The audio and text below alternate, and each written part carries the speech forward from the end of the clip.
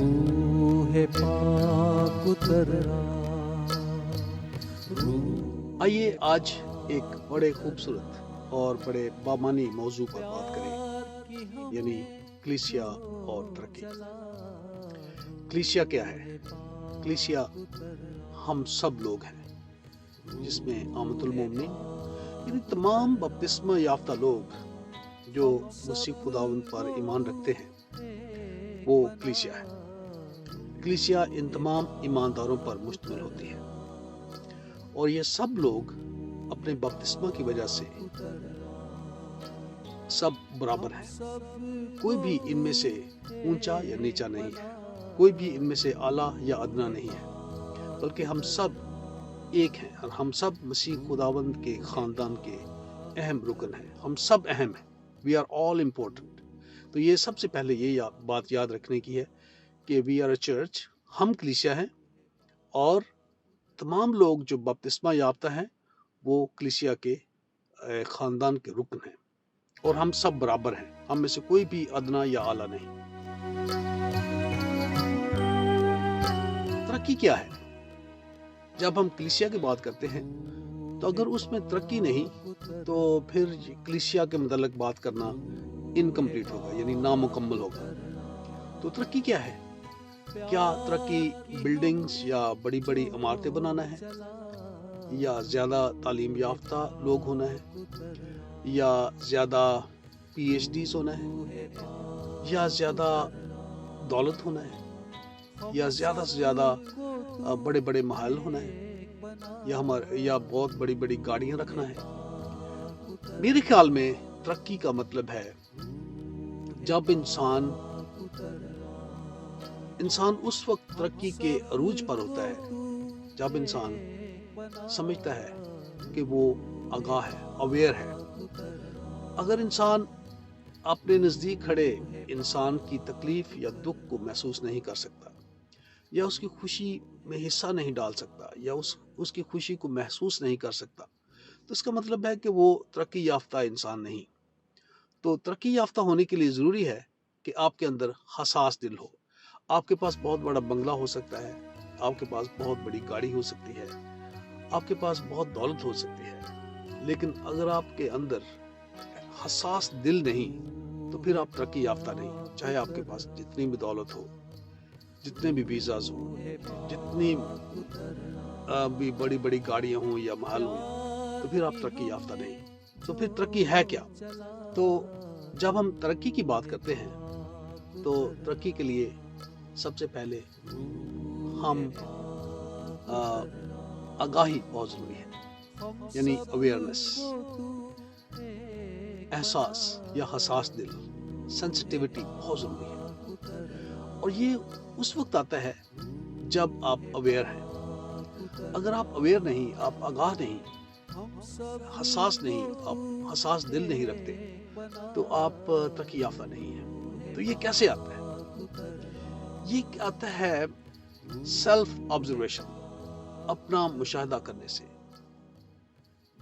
Self evaluation से, यानी अपना जायजा, लगातार जायजा लेने से। जब मैं 96 में फादर क्रिस के पास रिट्रीट कर रहा था तो फादर क्रिस ने मुझे ये मशवरा दिया कि जब आप प्रीस्ट होंगे तो आप हर 6 महीने के बाद रिट्रीट करें, स्टॉप करें और अपनी ज़िंदगी पर सोचें और फिर उसके बाद आगे बढ़ें। तो मैंने ये बात फादर विक्टर, जो बाद में कोयटा के बिशप बने, मैंने उनके साथ शेयर किया कि उस वक्त वो फादर थे मुल्तान। मैंने कहा फादर क्रिस ने मुझे मशवरा दिया कि आप यंग प्रीस्ट हैं तो आप हर 6 महीने के बाद रिट्रीट करें और अपनी ज़िंदगी पर गौर व खौस करें। फादर विक्टर ने कहा गौर व खौस हर रोज़ करना है, हर रोज़ स्टॉप एंड थिंक कि कहाँ पर गलत हो रहा है और कहाँ पर सही हो रहा है।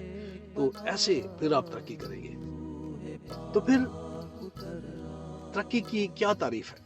तरक्की की यही तारीफ है कि you have to have a very sensitive heart. आपका दिल बहुत हसास होना चाहिए। तो दिल हसास कैसे पैदा किया जाए? सेल्फ ऑब्जर्वेशन, मैंने पिछले क्लिप में मैं कह रहा था सेल्फ ऑब्जर्वेशन।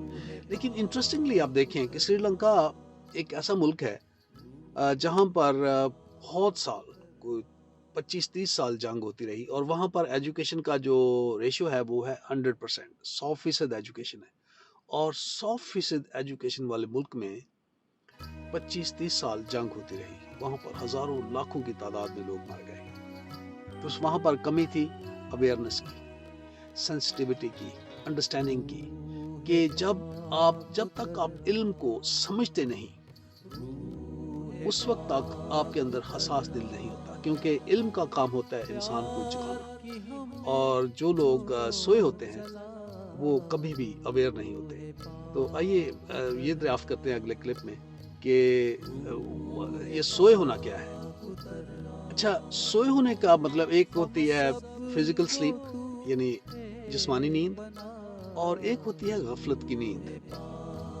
تو جسمانی طور پر جو سویا ہوا شخص ہے وہ تو کسی کو نقصان نہیں پہنچاتا، لیکن جو غفلت کی نیند سویا ہوا شخص ہے وہ بہت خطرناک ہوتا ہے۔